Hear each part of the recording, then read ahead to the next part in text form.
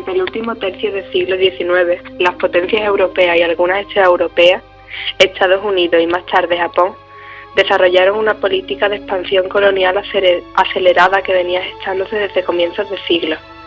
Esta nueva fase de colonialismo, que recibe el nombre de imperialismo, hace referencia a la actitud, doctrina o acción que conduce al dominio de un Estado sobre otro u otros, mediante el empleo de la fuerza militar, económica o política.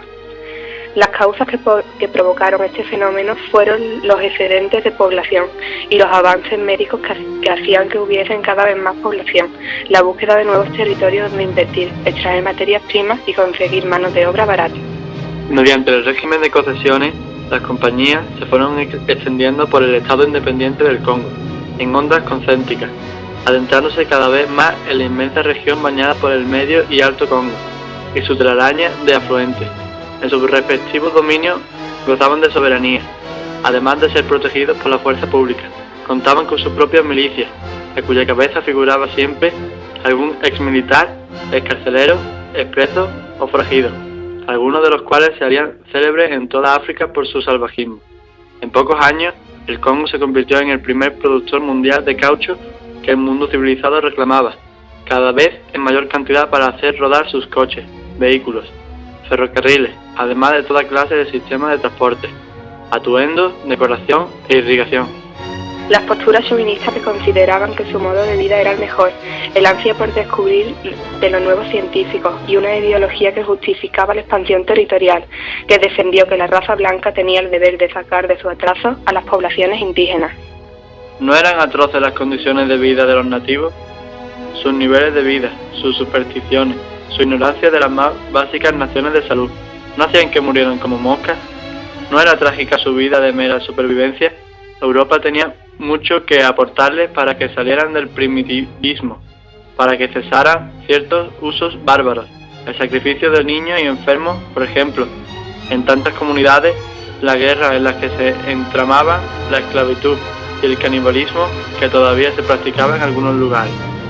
¿No era bueno para ellos conocer al verdadero Dios, que reemplazarán los ídolos que adoran por el Dios cristiano, el Dios de la piedad, del amor y de la justicia? Las principales potencias imperialistas fueron en su mayoría europeas: Francia, el Imperio Británico, Rusia, Alemania, Italia y Bélgica, aunque también participaron Estados Unidos y Japón. A pesar de que la mayoría de la sociedad de las metrópolis apoyaba el imperialismo, no toda la población metropolitana estuvo de acuerdo en la acción agresiva de sus propios estados, lo que hizo que surgieran voces contrarias a lo que consideraban una agresión y expropiación injustificable. Una resistencia aún más fuerte fue la de las propias colonias, que defendían sus territorios con acciones violentas.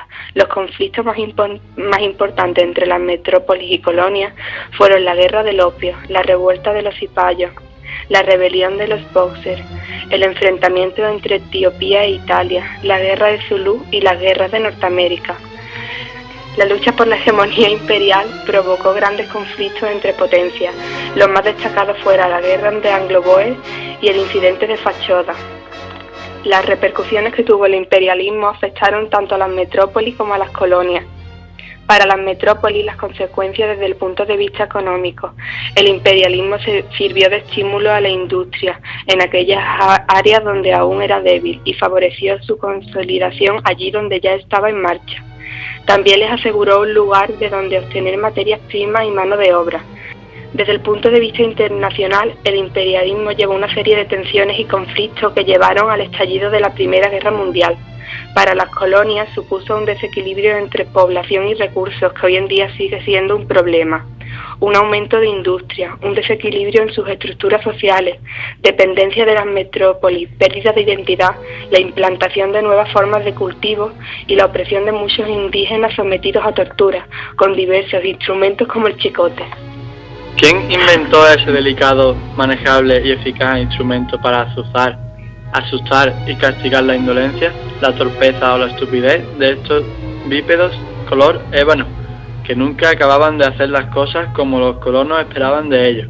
Fuera del trabajo, en el campo, la entrega de la mandioca, la carne de antílope o de cerdo salvaje y además alimentos asignados a cada aldea o familia. o fueran los impuestos para sufragar las obras públicas que construía el gobierno, toda presencia entre los miembros de la fuerza pública tenía un efecto intimidatorio. Se agrandaban los ojos de los negros, las negras y los negritos cuando lo reconocían. Las pupilas blancas de sus caras retintas o azuladas brillaban asustadas, imaginando que ante cualquier error, traspié o falta, el chicote rascaría el aire con su inconfundible silbido y caería sobre sus piernas, nalgas y espalda, haciéndolos chillar.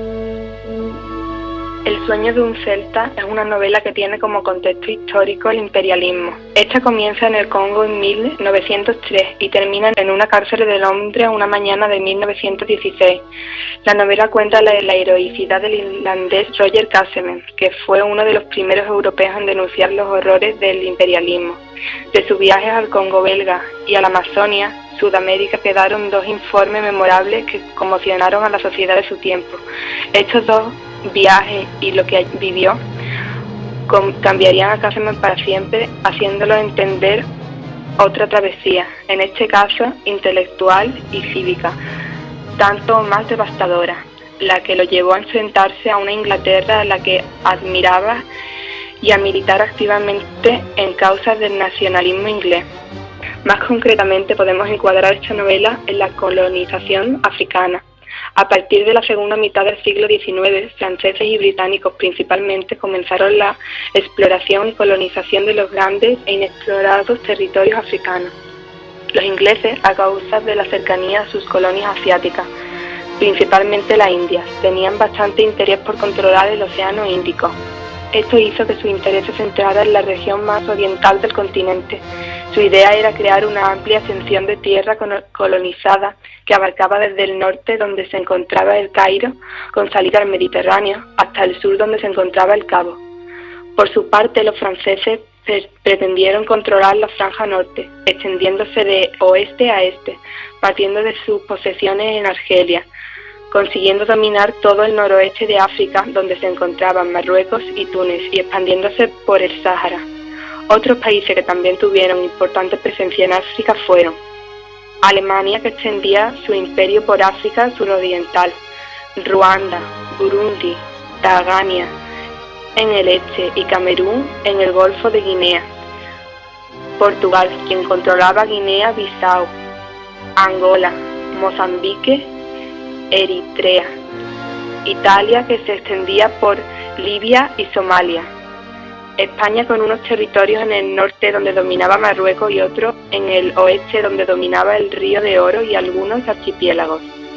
Y Bélgica, quien ocupaba el Congo, tema en el que se centra gran parte de esta novela. El rey Leopoldo II es hombretón robusto, arrebozado de condecoraciones, de luengas barbas escarmenadas, formidable nariz y ojos de profeta. Envió al Congo 2000 soldados del ejército regular belga, al que debía añadirse una milicia de 10.000 nativos, cuyo mantenimiento debería ser asumido por la población congolesa. Aunque la mayor parte de ese ejército estaba comandado por oficiales belgas, y en sus filas, y sobre todo en los cargos directivos de la milicia, se infiltraron gente de la peor calaña, rufianes, expresidiarios, aventureros, hambrientos de fortuna salidos de la sentina y los barrios prostibularios de media Europa. Soldados y milicianos de la fuerza pública eran codiciosos, brutales e insaciables, tratándose de comida, bebida, mujeres, animales, pieles, marfil y, en suma, de todo lo que pudiera ser robado, comido, bebido, vendido o fornicado.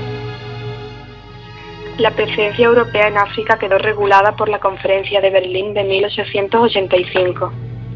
Cuando, en febrero de 1885, en la Conferencia de Berlín, a la que no asistió un solo congolés, las 14 potencias participantes, encabezadas por Gran Bretaña, Estados Unidos, Francia y Alemania, dieron graciosamente a Leopoldo II, a cuyo lado estuvo todo momento Henry Morton Stanley, los 2,5 millones de kilómetros cuadrados del Congo y sus 20 millones de habitantes para que abriera ese territorio el comercio, aboliera la esclavitud y civilizara y cristianizara a los paganos.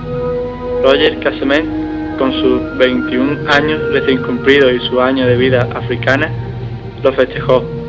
Igual hicieron todos los empleados de la Asociación Internacional del Congo, que, en previsión de esta cesión, llevaban ya tiempo en el territorio, sentando las bases del proyecto que el monarca se disponía a llevar a cabo.